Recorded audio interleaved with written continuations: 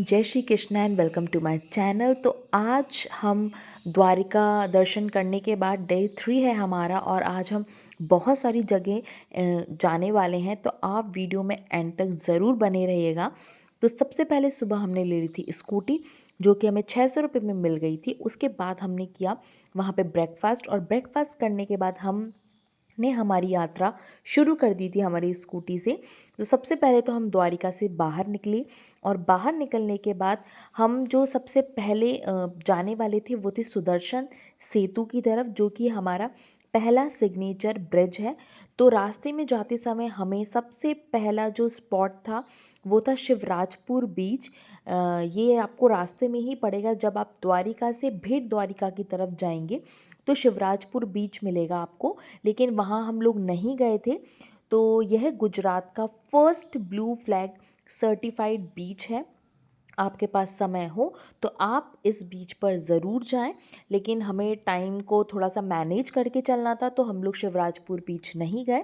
तो सबसे पहले हम लोग जा रहे थे भेट द्वारिका, और भेट द्वारिका जाते समय सबसे पहले पड़ने वाला था सुदर्शन सेतु। यह पहला सिग्नेचर ब्रिज है। यह गुजरात के हमारे द्वारिका में ओखा और बेट द्वारिका द्वीप को जोड़ने वाला भारत का सबसे लंबा केबल स्टे पुल है। तो इसमें यहाँ थोड़ी देर रुकने के बाद हम लोग निकल गए थे भेट द्वारिका की तरफ। द्वारिकाधीश टेम्पल से भेट द्वारिका का डिस्टेंस है 34 किलोमीटर, जिसमें आपको 1 से 1.5 घंटा लगने वाला है। और भेट द्वारिका यह एक टापू पर बना हुआ है। इसके बारे में मैं आपको बताऊं तो आप जब द्वारिकाधीश मंदिर के दर्शन करेंगे तो आपको भेट द्वारिका का दर्शन करना भी बहुत ज़रूरी होता है। ये द्वारिका यात्रा का एक महत्वपूर्ण हिस्सा माना जाता है। तो यह भगवान श्री कृष्ण के निजी निवास और उनके बचपन का जो मित्र है सुदामा जी से भेंट की पौराणिक जगह है। यहाँ सुदामा जी चावल लेकर आए थे, इसलिए यहाँ चावल दान करने की परंपरा है। तो यहाँ पे बहुत से लोग चावल का दान करते हैं। उसके बाद हम लोगों ने दर्शन करने के बाद टाइम हमें थोड़ा लग गया था यहाँ पर। 2 घंटे हमें यहाँ लग गए थे दर्शन करने में, क्योंकि काफ़ी ज़्यादा भीड़ थी।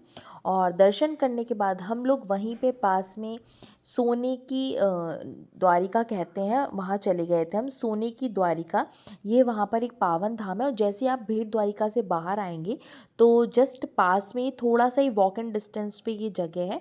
यहाँ पे आप सबसे पहले टिकट घर से टिकट ले लें, क्योंकि अंदर पूरी घूमने के लिए आपको यहाँ से टिकट लेना होगा। टिकट का जो प्राइस था वो 40 रुपीज़ पर पर्सन है। तो यहाँ से हम लोगों ने टिकट ले लिया था और हम फिर अंदर की तरफ निकल गए थे पूरी सोने की द्वारिका को देखने के लिए। तो इस सोने की द्वारिका में भगवान कृष्ण से जुड़ी हुई सारी चीज़ें वहाँ पर आपको, और उन्होंने जैसे ताड़ का वध किया था वो भी, फिर वो जैसे बड़े हुए, तो पूरी जो कृष्ण जी की जो पूरी जीवन का है, जीवन में जो जो उनके साथ जो जो हुआ, जो जो किया, वो सब कुछ यहाँ पे आपको दिखाया गया है। तो जब आप भेट द्वारिका जाएं तो यहाँ पे भी आप घूम सकते हैं। यहाँ पे बहुत अच्छा आपको पूरी कहानी देखने के लिए मिलेगी कि कृष्ण जी ने कौन कौन सी चीज़ें क्या क्या की हैं।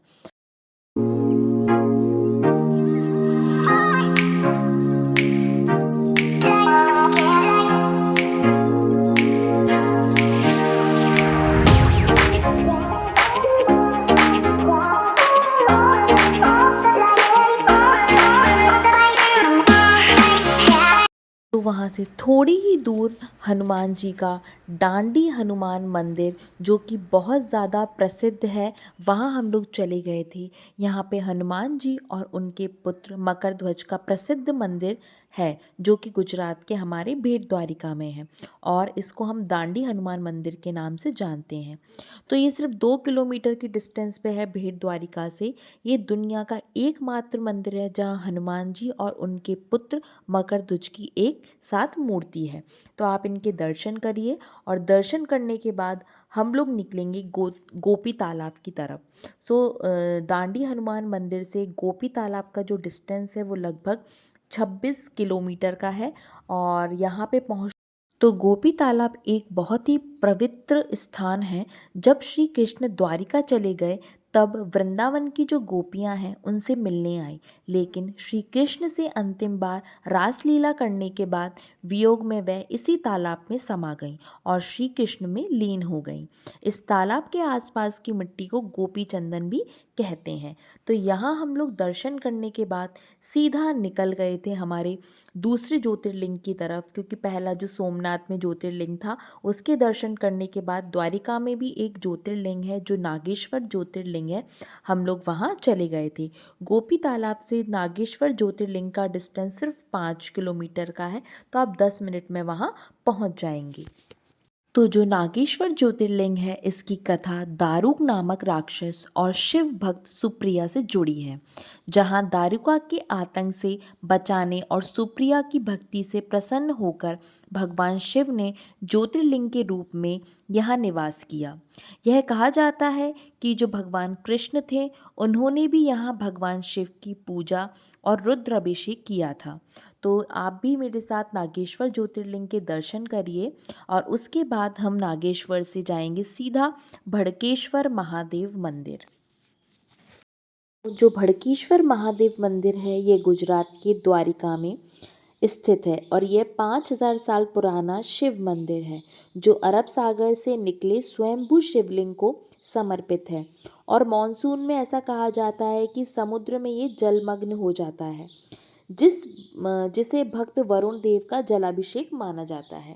फाइनली हम बहुत अच्छे टाइम पर यहाँ पहुँचे थे। हमने सब यहाँ पे आरती स्टार्ट होने वाली थी, तो भड़केश्वर महादेव मंदिर में हम लोगों ने आरती अटेंड की और ये आज का पूरा दिन था जो कि हम लोगों ने वहाँ पे पूरे मंदिरों की दर्शन किया। तो अगर आपको ये वीडियो अच्छा लगा है तो वीडियो को लाइक ज़रूर करें, चैनल को मेरे सब्सक्राइब करें और जो भी लोग प्लानिंग कर रहे हैं द्वारिका जाने का तो उनके साथ ये वीडियोस शेयर करें। Thank you and keep watching all my videos.